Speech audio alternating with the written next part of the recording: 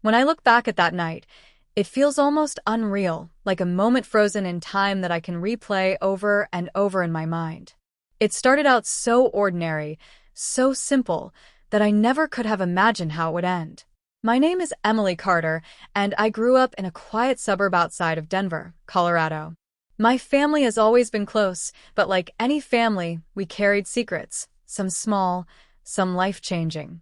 And one night, when my cousin Jacob stayed over at our house, the truth came out in a way that changed everything. Jacob wasn't just my cousin. He was more like an older brother to me.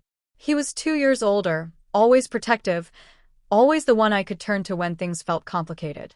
He had this calm energy about him, like nothing could shake him, and sometimes I leaned on that more than I realized. That week, his parents were traveling for work, and my mom invited him to stay with us, so he wouldn't be alone. Nobody thought much of it.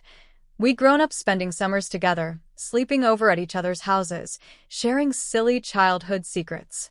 But this time, we weren't little kids anymore. I was 17, about to finish high school, and Jacob was already in college. Things felt different, though I didn't know why. The night started out cozy. We all had dinner together. My mom made her famous lasagna, the one Jacob always raved about, and afterward, we sat in the living room watching an old movie.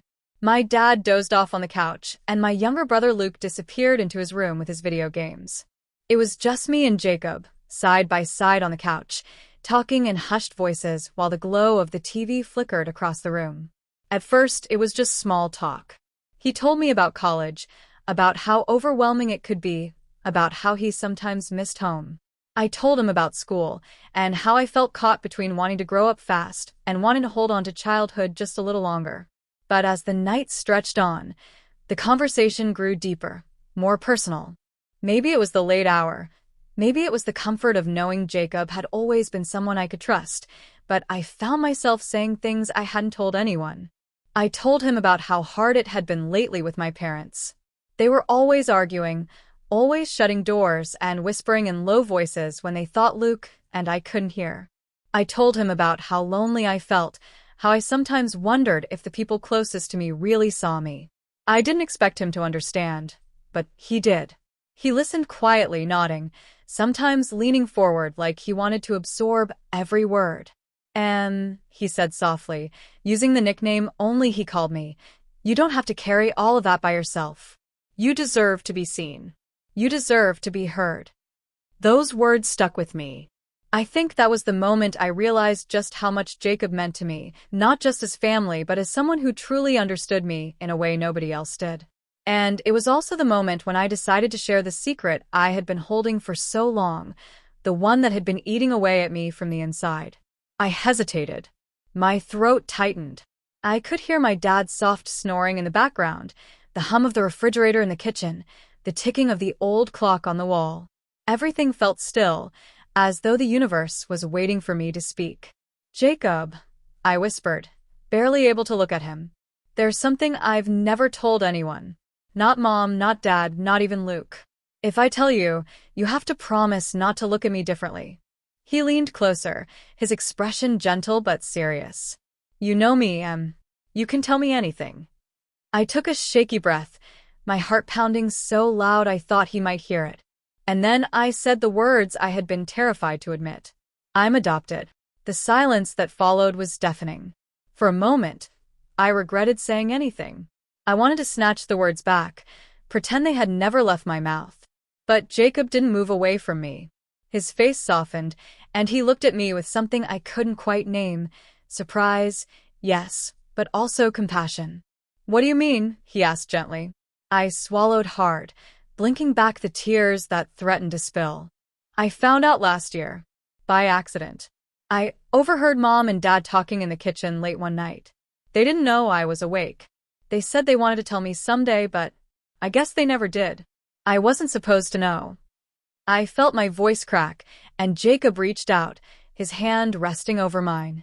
That simple gesture grounded me. I've been pretending ever since, I continued, my words tumbling out now that the dam had broken. Pretending I don't know, pretending I belong. But inside, it's like I'm different. Like I don't really fit anywhere. I don't even know who my real parents are. And I hate that Mom and Dad kept it from me. Every time I look at them, it feels like there's this invisible wall between us. The tears finally fell, hot and unstoppable. Jacob squeezed my hand tighter, his voice steady. You're not different. You're still you. You're still Emily. And I don't care if you're adopted, if you're from the moon, or from the next town over. You're my family. Always. Those words broke something open inside me, but in the best way. For the first time since I had discovered the truth, I didn't feel so alone. I didn't feel like my secret defined me. Jacob's acceptance, his unwavering loyalty, gave me the courage I had been searching for. That night changed everything. It was the first time I had ever said the words out loud. It was the first time someone knew the truth about me. And even though it didn't solve all the questions I had about my past, it gave me the strength to finally face them. The days that followed were not easy. The more I thought about it, the more I realized I couldn't keep pretending with my parents. They needed to know I had found out. They needed to understand how much it hurt that they hadn't told me themselves.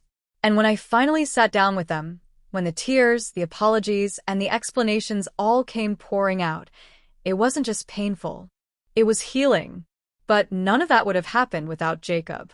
If he hadn't stayed that night, if he hadn't listened, if he hadn't made me feel safe enough to speak, I don't know how much longer I could have carried the weight of my secret. He changed everything, not just for me, but for our family. Because of him, we started having the conversations we had avoided for too long. Because of him, my parents and I began to rebuild the trust that had cracked. Because of him, I began to see that family isn't only about blood. It's about love, loyalty, and the people who choose to stand by you when you need them most. And that's the truth. One night, one conversation, one moment of courage, it was enough to alter the course of my life forever.